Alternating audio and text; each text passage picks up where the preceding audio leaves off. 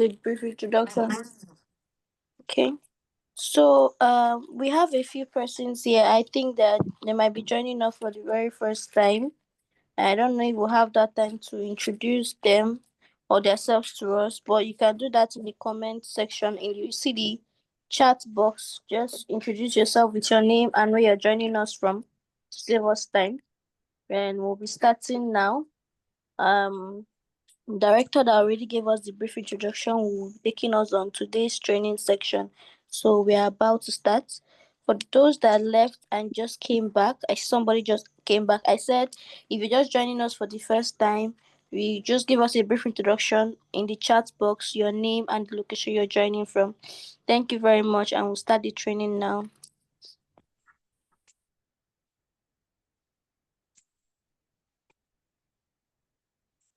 Director, your screen is no longer visible to us. Okay. Yeah, Well, let's hear from the director of training. Then we okay, can. Director of Training, Mr. Vincent Mark, are you with us?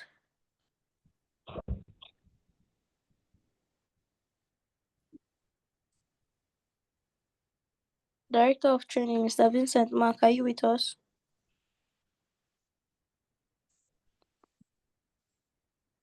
Okay, I see someone just introduced themselves. Welcome. It's Smile. I guess that's how they say it.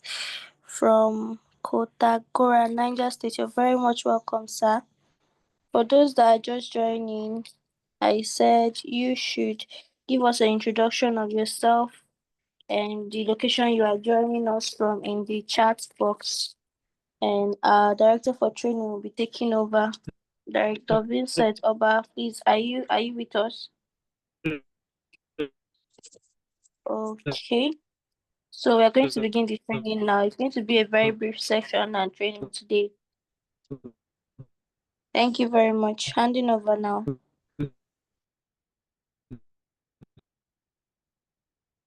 Okay, I think we are up to 10. Mark, it seems that network is a problem. Everyone.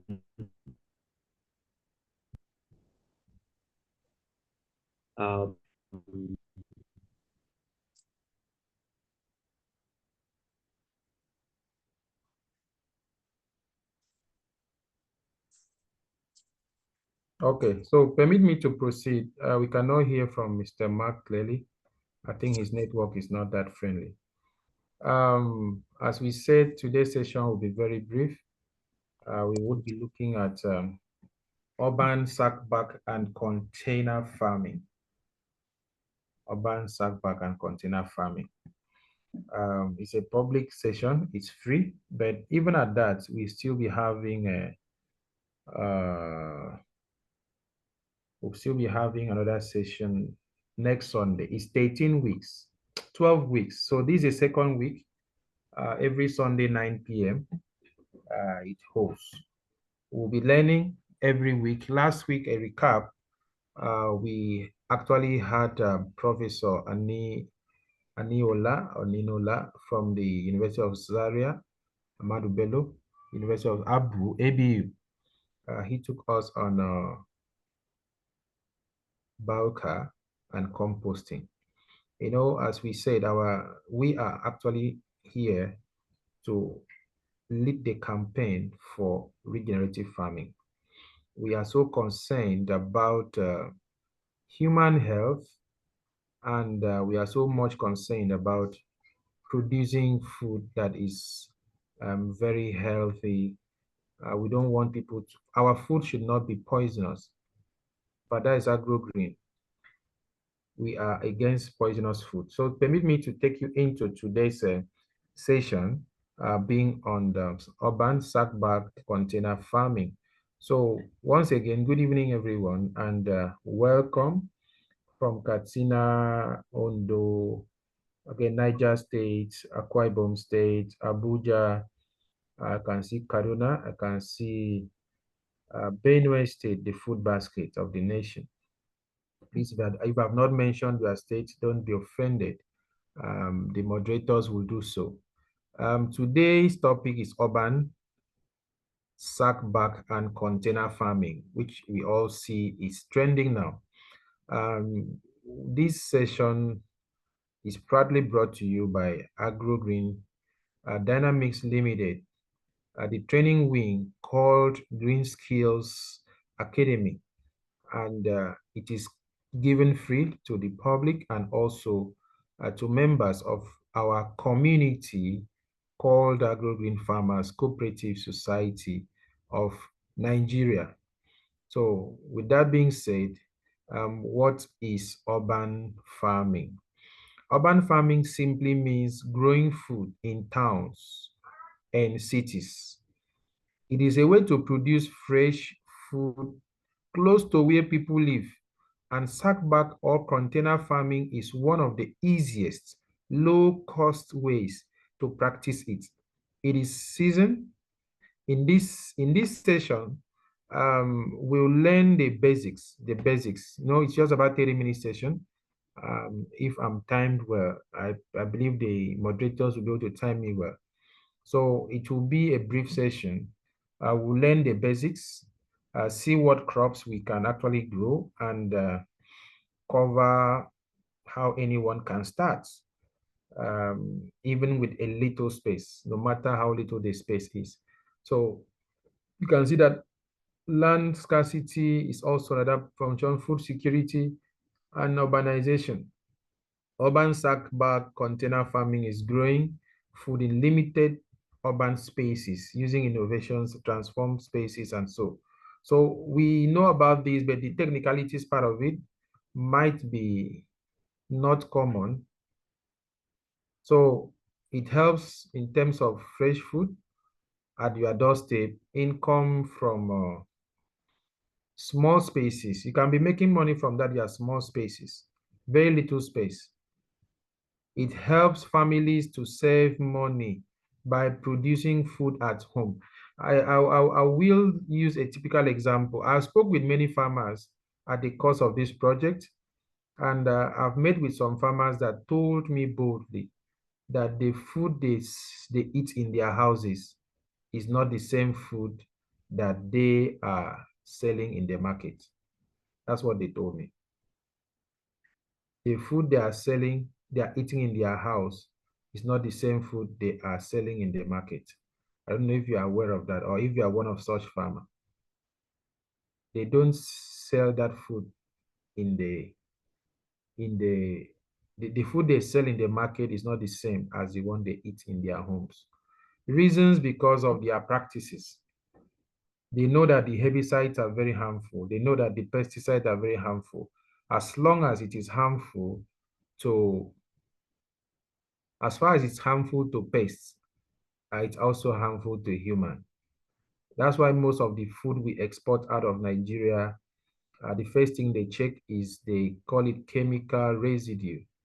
They check if there are any residue from any chemical, and they have a level of tolerance. Mr. Ishmael, you are writing on my screen. They have a level of tolerance. Are you trying to screenshot? They have a level of tolerance according to a certain percentage they should see. So for you to farm within the house, it could also help you to have freshest ingredients for your meals. Income, you can actually make small money. I know I have some farmers who are doing ugu leaf, like vegetable leaf, behind their compound. They are selling it. Imagine having, even if it is 20 stands of pepper in your compound. How can I stop Mr. Ishmael from writing on my screen? Please co-host, please take the remote control settings. Help me back at the back end so I can concentrate. Okay, so you can make money from those small farms. Do you know how much pepper is in, let me say, a kg? And do you know one stand of pepper, how many kg can give you? Do you know how many kg you can have from a stand of cucumber? What if you have only 10 stands? What if you have only 10 stands of pepper? What if you have only 20 stands or 10 stands of ugu leaf? How about spinach? How about lettuce? Do you know you can grow your own onions at home? These are things that are 1 month cycle, 3 month cycle. And you know that you can actually make money from this small space. That your garage, beside your fence, the flower vest, and so on. So this is very necessary. So it also enhances food security, reduce your household's food expenditure, and ensure consistent supply of healthy food, especially during economic uncertainties. I don't know who is not at the state of Nigeria now, though the policies of the government are actually yielding fruit in terms of economic strength, but yet the citizens are yet to feel the relief. The citizens are yet to feel the relief. At this juncture, if everybody must to have patience for things to normalize and for the lofty economic policies of the current administration to start yielding fruit, you need to be able to help food security and to be able to survive while waiting for the better times to come. So it's also climate smart and sustainable. Contribute to a greener environment by reducing your carbon footprint and promoting sustainable agricultural practices. So you see that even between plant and man, we take oxygen, exhale CO2, plants take CO2 and it gives us back oxygen. So within your compound, mostly you don't have a tree around. Some people are lucky to have trees around, but you know that these crops can actually help you in terms of a climate smart environment and a sustainable environment that could help you to have a good health and to enjoy a fresh air and have good health. Okay,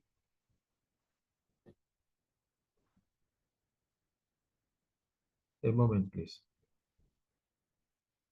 Who, what is sack-back farming in particular? So sack-back farming is a revolutionary method that turns ordinary sacks into vertical gardens. It's an ingenious solution for growing multiple crops simultaneously in a small footprint.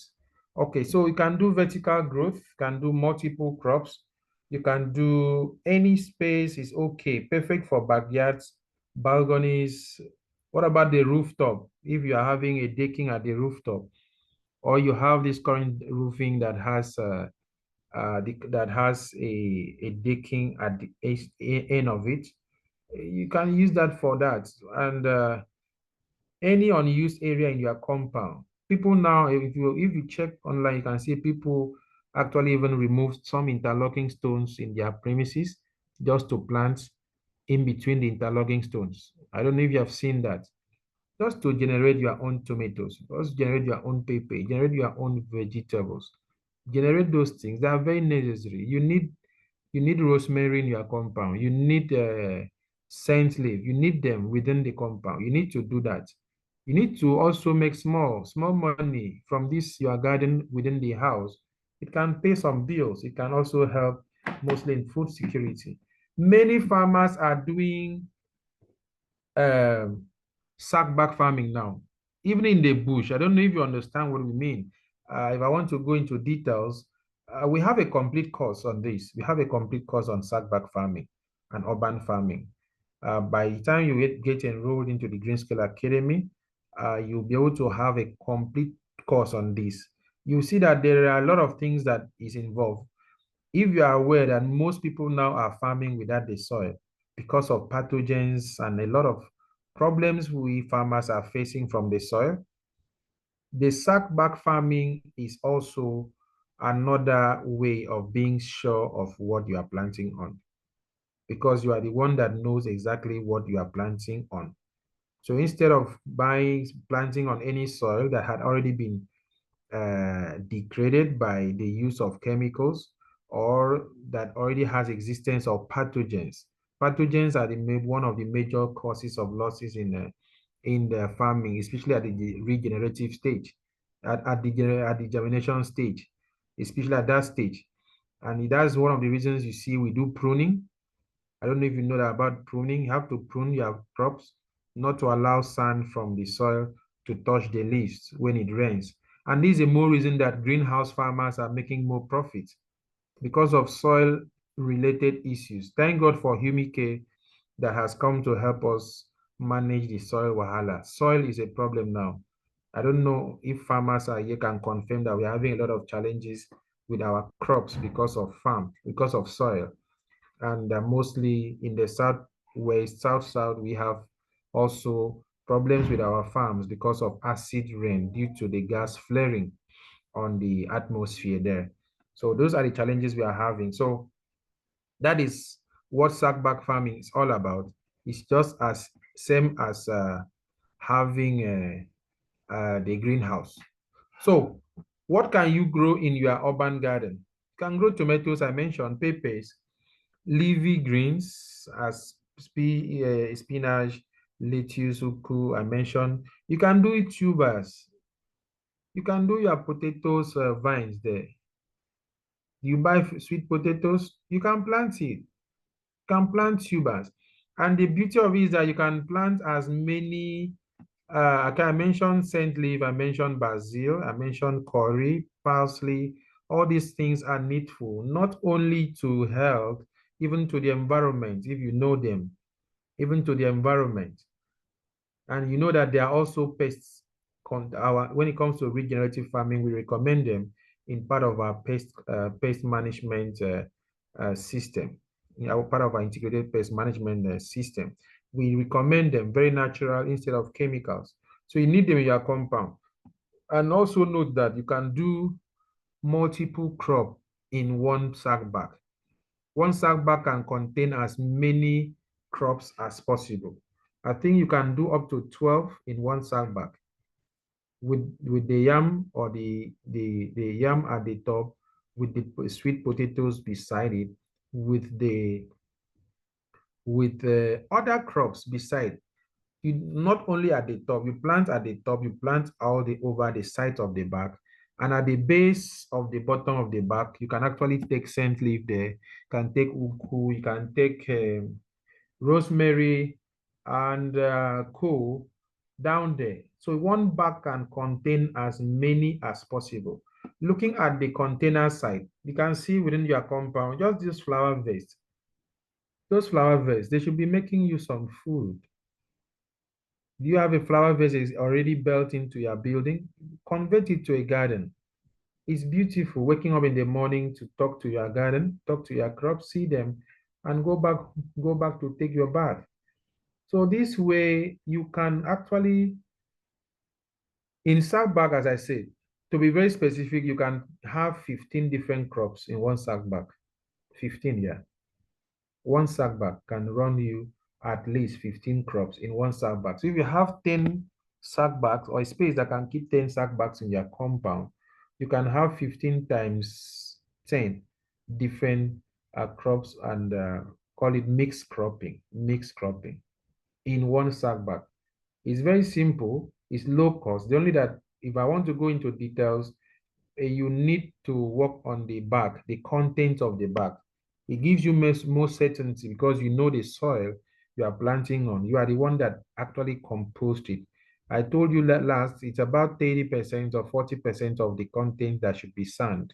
The rest is a combination of other materials, the biochar, as we said, the sharp sand, that's like sand from the seabed, or cocoa peats, the corn husk, the coconut, and a lot of other natural. They are all day wasting. Check around your street, check around the town you stay, you see all those things are wasting. Even the groundnut we are eating, all the shells, everything are there because the sun should not at any time be compacted. Why you need other things to combine. We have the ratio in our course outline of the mixture It's a thing about 30, 40, 20, 10 or so. We have to mix it to have the exact sand in that bag. And you know, if you don't know, some people are treating their sand before they plant. Some people boil, like cocoa peat needs to be boiled or put into a very hot water and extracted, dried up. Now you come by yourself to mix your own soil.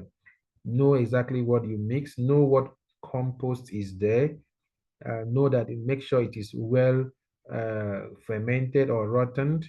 You know what you are doing. Everything in your bag is decided by you. So you know what you are planting on, not just planting on just any place and just hoping probability. This time is precision farming. So sack bag farming, containers and alternatives like the old tires from your car, or you see old tires around your street, loitered around, you have to pack them. You have to pack them. These are the things you need to be able to grow food, to produce food.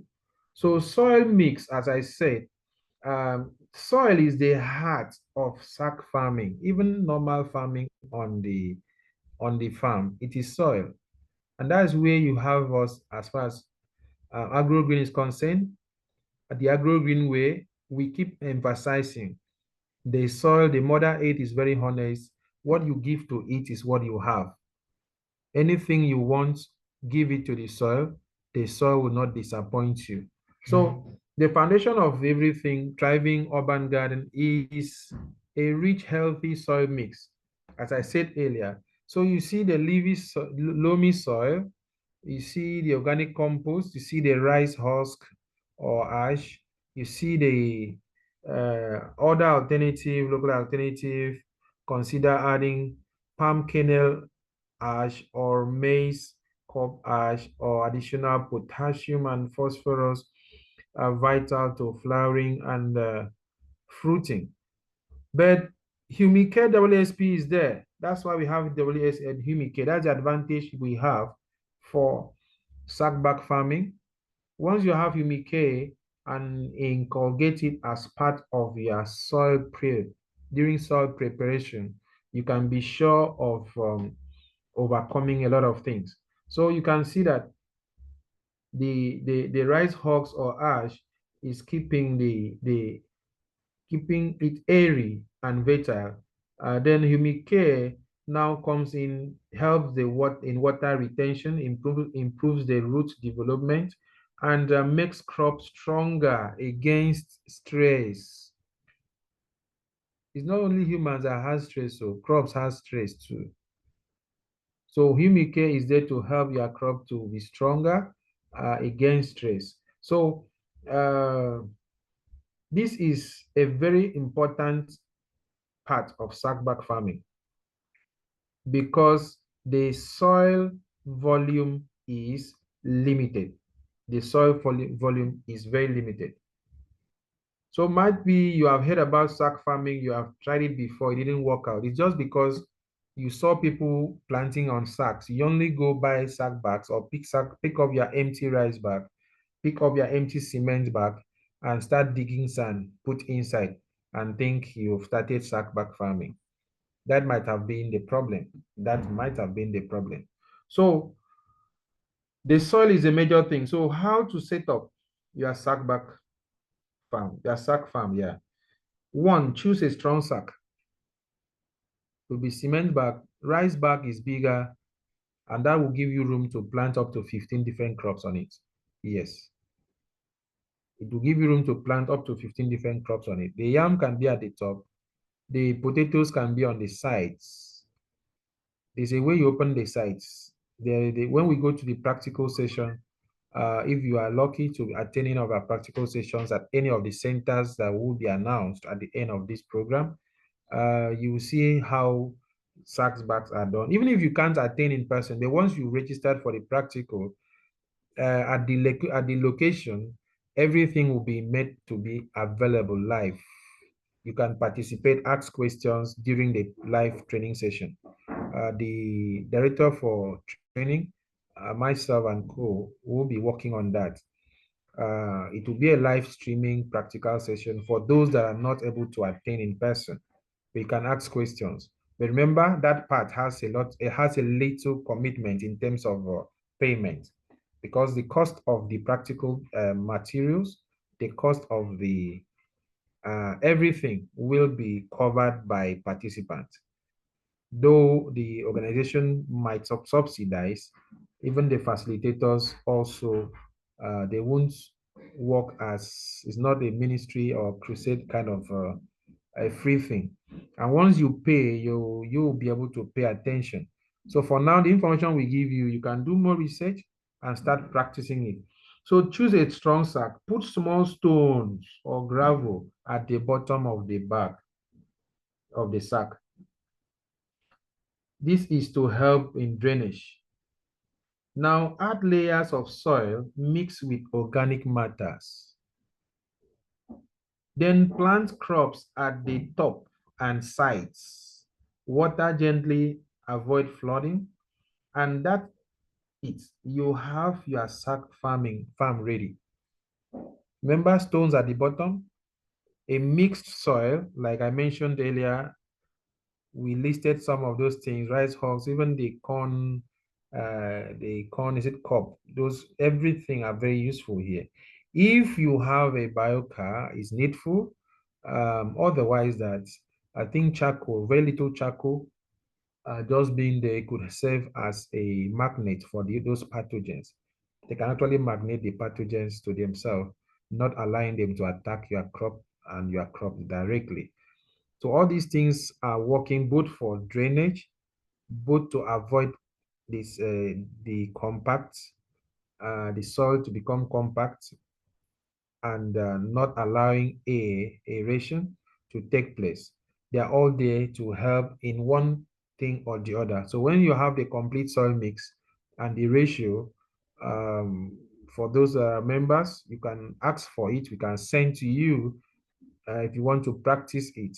And also, if you want to attend the practical session, that will be discussed. So layer your soil mix, plant your crops, uh, create small holes in the side. So you don't plant on sack bag only at the top. That is a waste of space. The whole side of the sack, all the sides, you can plant for one side, for the other side. That would be 8. The other side can take 2 or 3. That would be 8, 9, 10, 11, 12, 13, 14. Then at the top, 15, depending on what is on the top, at the top. So you can do you can check our normal mixed cropping combo and mix them very diligently. And also remember to have the scent leaf, the rosemary and co as your natural pest control, natural regenerative pest control,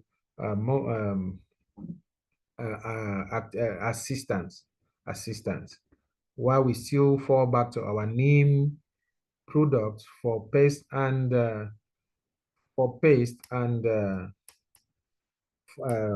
fungicides for pest and fungi control. Yeah. So that is that about the composition before planting. So moving to the business opportunities. Okay, integrated pest control I mentioned earlier. We mentioned repellent plants. The repellent plants include uh, the repellent plants includes the plants we mentioned earlier, the neem leaves, scent leaf around the crops to keep unwanted insects away. Hope you knew about this. Encourage pollinators, attract beneficial insects and pollinators by including flowering plants in your garden, boosting crop yield. Go organic, avoid harmful chemicals, pesticides, embrace natural solutions for pest control to ensure your produce is safe and healthy for your consumption. So a balanced garden is a thriving garden. Okay. Business opportunities in urban farming. Yeah, I mentioned earlier, you sell small urban farm. Your small urban farm can grow into a significant source of income. What I'm saying here is really is a reality. I have 3 people in my list that are doing, I mentioned earlier, ugu leaf, that is a fruited pumpkin, pepe, fruited pumpkin, and the third one is I know one person with fruited pumpkin and pepper. She sells like, it's just a small place. How many stands? She sells like 15 to 16,000 weekly, twice a week. Twice a week. Pepper is harvested like twice a week. With Humi K, you can be doing more than that. Humi K is so wonderful when it comes to yield. When it comes to yield, even the ugu leaves is growing so green and plenty. Everything about it is plenty. Remember, we said 40% yield increase. The 40% we are telling you is just a very conservative number from our manufacturers in US, UK, Europe, South America, where the product is was mostly produced for as a major market. This is the magic. This is the magic. The yield increase. That's why we prefer people that wants to do experiment, do some sack bags without Humicare, and also do some sack bags with Humicare. Don't worry about the beauty of the farm. It might be beautiful or it might not be beautiful, but when it comes to harvest, you will be surprised at the increase. It will look like normal for those that are first timers, but for those that have been farming that same crop at that same plot before, they will notice something significant when it comes to yield. That is the beauty about it. So the business is there. You can actually, it's not just for food now at home. You can actually sell vegetables in your community, supply hotels and restaurants, or even train other people to start. These are ways to make money. What stops you from being the major supplier at hotels? I remember when I had a little farm, it was not that little at Ekate in Akwa Ibom State. I was a major supplier to Eden Hotels, to Villa Marina, then Sonac Hotels, and Realty was actually supplying at the offshores. I remember I used to put in my food, my farming produce, and also package to meet up with the standard. Their procurement managers visit my farm on daily basis. The women in the market, they come to the farm in the morning. They enter the farm and harvest the pepper into the basket. All I do is to collect the money, or my farm manager collects the money. They were harvesting cucumber and other stuff. So you can do this in your compound. That space you made for car park, there's no car to park. Why not farm there? That carriage, those empty balcony, those spaces, convert them. It might even serve as a greenhouse. You don't need to stay outside. No, you can do it at your own verandas. The kitchen balcony, what are you keeping it for? You can make money from it gradually, and it is true for those of us that are in the urban city. You should know how much these things we are talking about, how they cost. You can be a major supplier at hotels. Have you walked to any hotel to tell them that you have this and they will not tell you to bring it? Just to have a deal on how much they will pay, their payment terms. That's all. That's a business. So start small and now think big. Thank God for I think the managed farm team at Kwabon State. They have started a very big vegetable project, and the aim is to supply hotels, grocery stores, and restaurants, fast foods, Cross River, Akwa Ibom, and River State. Those are the three targets. I saw their marketing plan and I was impressed. So this is a kind of thing we expect to hear and see from your end. So with a few sacks, you can build a small business. We teach business here. You build a small business, brand it well, and package it well and dominate the market. From there, the order keep increasing and you keep increasing. The order keep increasing, you keep increasing your production. So that is the opportunities we have in sack back farming. So this is where I will end my presentation. And I would also want to let you know that AgroGreen Dynamics, we support farmers with training, cooperative membership, and access to innovative products like the Humi. Four other products of ours are coming on their way I think from Italy to US. It might arrive US this week and now be moving towards Africa. very soon. We have further products. We want you to have access to all in one place: organic pesticides, stimulants, herbicides, everything that should be organic must be from us. That's why we want you to have access to them. So we also have the Green Skills Academy to provide continuous education. Like just 30 minutes in a week is okay. Just come and have some update. When you finish this session, go and try it. You have saltbar in your house. You have sand within you. Check what you have around the coconut, rice, coconut coils, rice, maize, cob, those things. Check for them. Bring them together. Check the ash. Check everything. You have some stones around. Set up your sack bag. I would love to see a picture of it.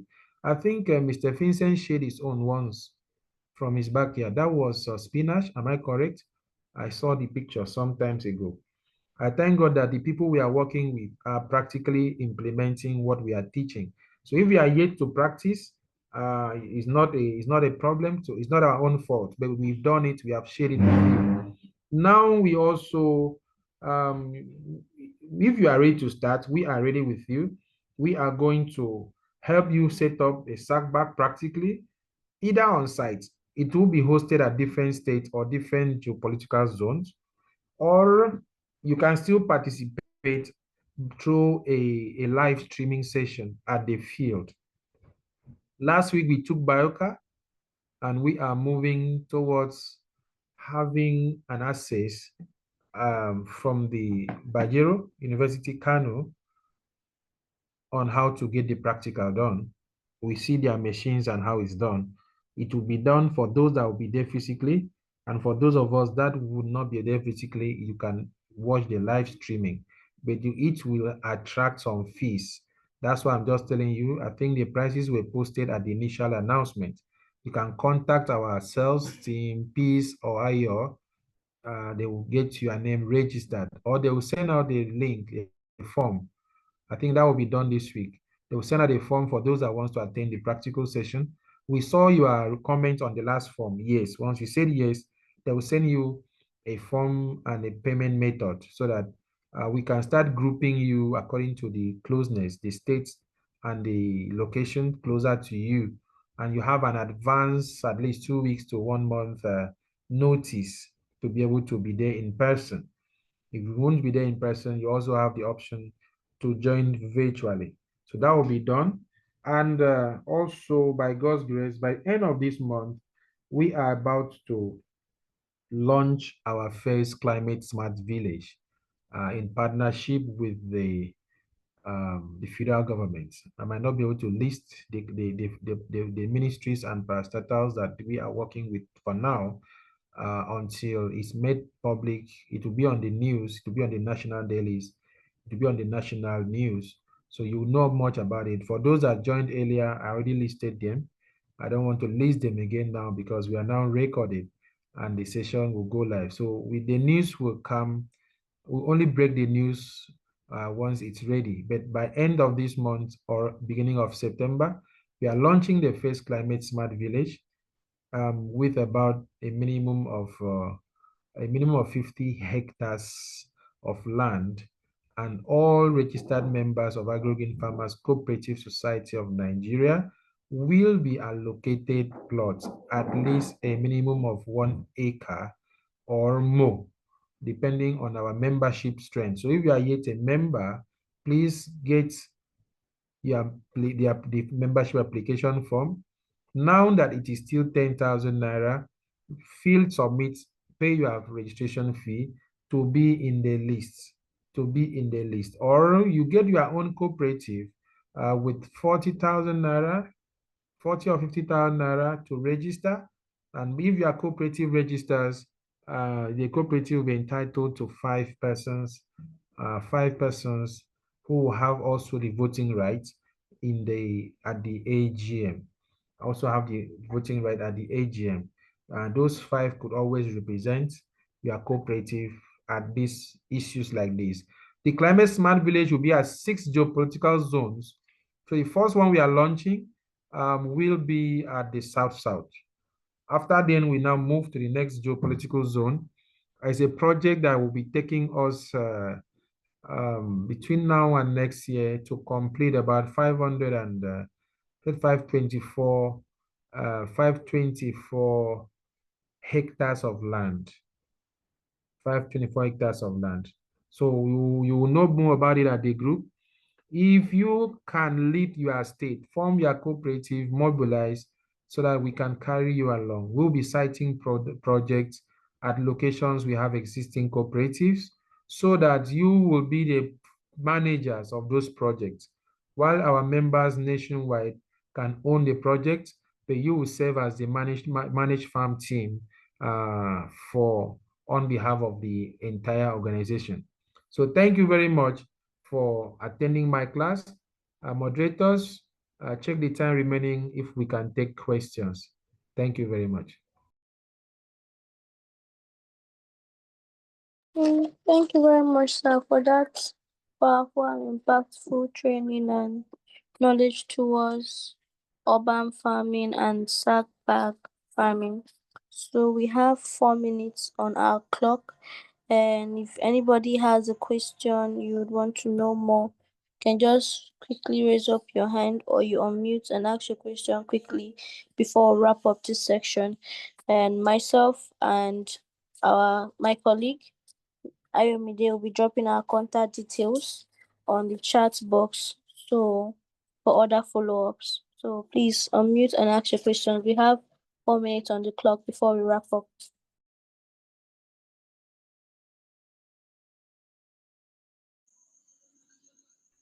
Yeah, thank you very much, the presenter. My name is Theophilus, and I joined from Benue State. Yeah, thank you. My question is particularly around the sack bag and then farming. You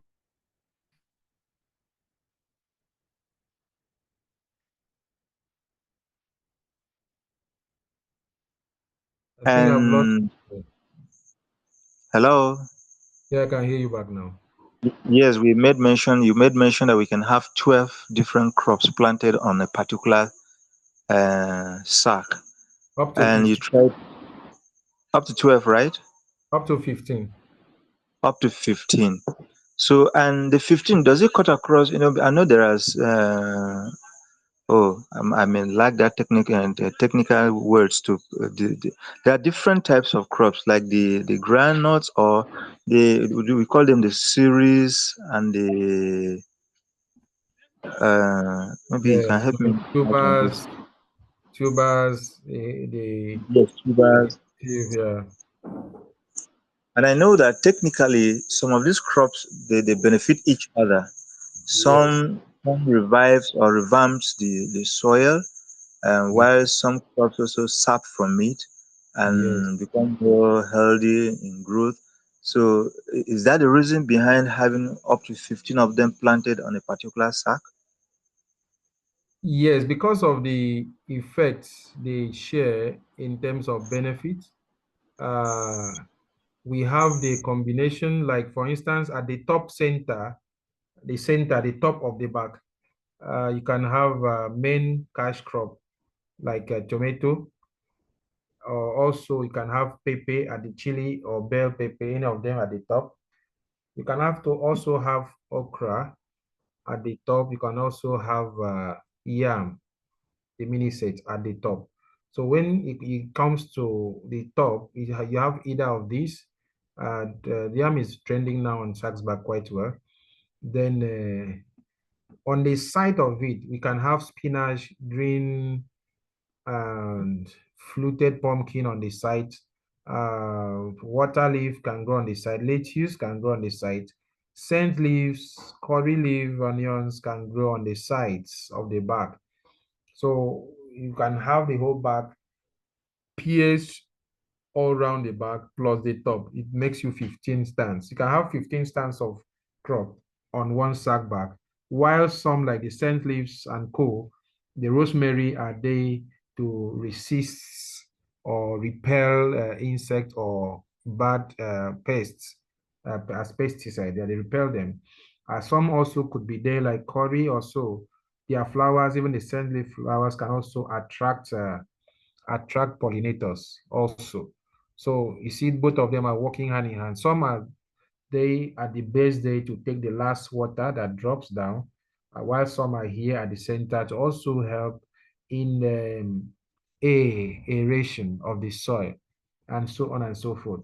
So the mixture goes, once you are well informed, you know how the companion goes. So um, marigold sunflowers attract attract natural pollinators. Groundnuts, yeah, groundnut add nitrogen to the soil and low spreading. So groundnut is there, one of those that are good for companion. So this is how, and the reason we combine them, because in also in regenerative farming, mixed cropping, crop rotation are part of regenerative farming. So we can practice them also at setbacks. Imagine someone plants, sorry for the time, planting just 3 stands of maize and expect it to yield fruit. There is not enough maize at that cluster to be able to encourage pollination. So someone needs to attract those pollinators there to cause pollination to take place, because we are using open pollination, not like the GMO. We are using open pollination. So we need to do something to increase, to bring pollination, and that is a magic for high yield also. Thank you.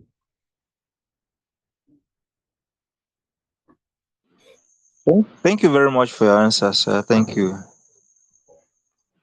Okay. What time left? Any other question?